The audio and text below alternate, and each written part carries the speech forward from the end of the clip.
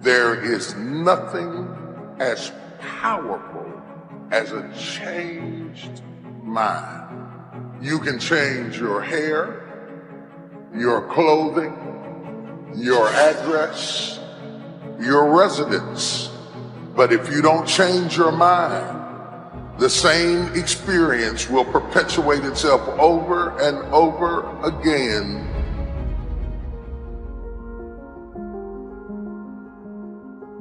You know, nothing happens unless you change. So change is not our enemy, it's our friend. There's a season that you may go through a difficult period, but that is to wake up your ability to change. You cannot become what you were born to be unless you are not willing to change into something you are not. This is why change is so important. I like what it says here. Shakespeare says, sweet are the uses of adversity. We never grow in good times. We never advance unless we're under pressure. Change comes to improve and to advance your life, not to destroy you. I think that we often forget this. And we're going to face hardships. We can't avoid pain. We can't avoid trouble. All we can do is prepare our mindset so that we don't get overwhelmed by our circumstances. A lot of people, when they have a negative circumstance take place in their life, they react negatively to it. And that seems almost natural. In fact, that is natural. Something negative happens to me, my reaction back to it is negative. But this is why you have to change your mindset. I've seen people who had the education to go up, they had the gifting to go up, they had the talent to go up, didn't have the right attitude.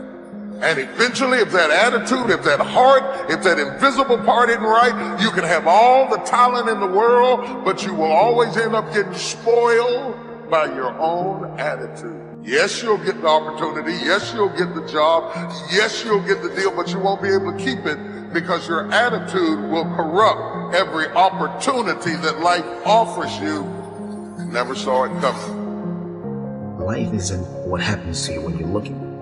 What happens to you when you're looking is called a plan. Life is what happens to you when you're not looking, when your guard is down, when your back is turned. It's going to work on a Friday morning feeling good and having your boss call you in. And you know she has a look on her face and you know that look isn't good. You know the economy isn't so hard and we've got to let you go. And all you can think about are those 3 kids you have at home. You know, life is coming home from work and finding that note on the kitchen table saying, hey, I can't do this anymore. I'm sorry, I love you, but I've got to go. And you're frustrated and you're betrayed and you're furious and you're angry, but all you want to do is hold them again. All you want to do is hear those words whispered in your ear, I love you again. No, that's life. How do you handle that? How do you deal with that, those sort of situations? You see, it's been said 100 times and I'll say it again. You've got to go through it. That's all it is. You've got to go through it. And going through it is not a function of just being courageous. It's not a function of just saying, well, I'm going to close my eyes and see what happens next. It's not that. It's really a function of 3 things. It's a beginning, it's a middle, and an end. And before you go through it, there's a choice. You make a choice to say, well, I'm either going to stay here or I'm going to be over there someday, somehow. It's a choice. So going through it and thinking about these 3 steps, beginning, middle, and end, you can really save yourself a lot of trouble and you can discover something more about yourself. It's called life and it's not personal. Stuff's going to happen. And if you make it to the 40-yard line, if you can make it to age 40, between 40 and 60, it begins to intensify. All kind of things happen. Between 40 and 60, my mother was diagnosed with breast cancer and finally died. Between 40 and 60, I was diagnosed with prostate cancer. Between 40 and 60, I went through a divorce from someone that I loved very much. Between 40 and 60, had a nationally syndicated talk show, highest rated, fastest canceled talk show in the history of television. Between 40 and 60, oh, life put a whooping on me. It ain't personal.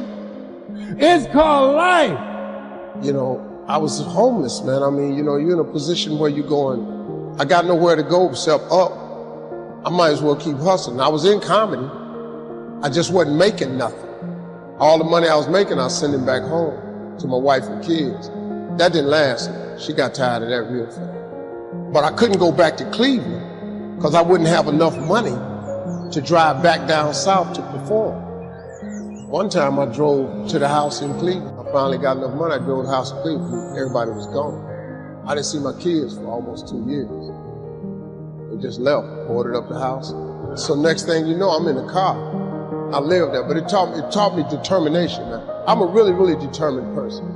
It also taught me that no matter what happens to you, it ain't over. I was determined to be something. As long as God wakes you up, that means he ain't through with you yet.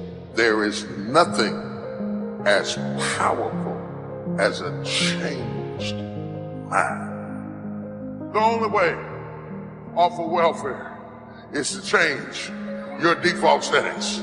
The only way to get a good education is to change your default settings. As long as you're programmed with what you can't do and what you can't be and what you can't have, you will never get up. But I dare you to go into your phone booth like Clark Kent and spin around and come out Superman and say, wait a minute, I'm better than this. I'm getting ready to change my default setting.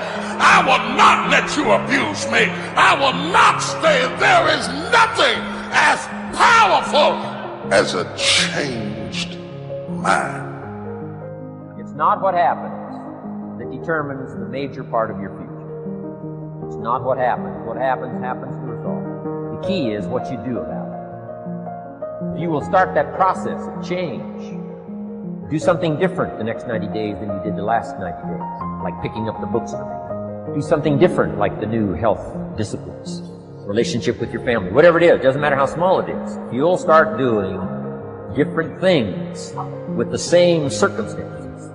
Since we cannot change the circumstances, but we can change ourselves. We can change what we do. Anytime you go through something, there's a fight. It's either a spiritual fight, an emotional fight, a physical fight. There's some sort of fight. But the key to the whole thing of this fight is that the form is in the fight. That's the only thing you should take away from here today. The form is in the fight. What does that mean? It means that you don't get to become this interesting, dynamic, creative, courageous woman, amazing man without going through something. Right? That's what the form is. The people who are form and the people who you see them and they stand out to you because you know there's something about them. They figured something out about life. They're attractive to you. They're interesting to you. These people have form because they've gone through something. You know, so don't run away from the fight. Meaning, go through it. Don't be afraid to go through it. Get through it, because at the end of getting through it, I guarantee you there's at least one thing you discover about yourself. You discover that there's a version of you haven't discovered yet. You don't even know exists yet.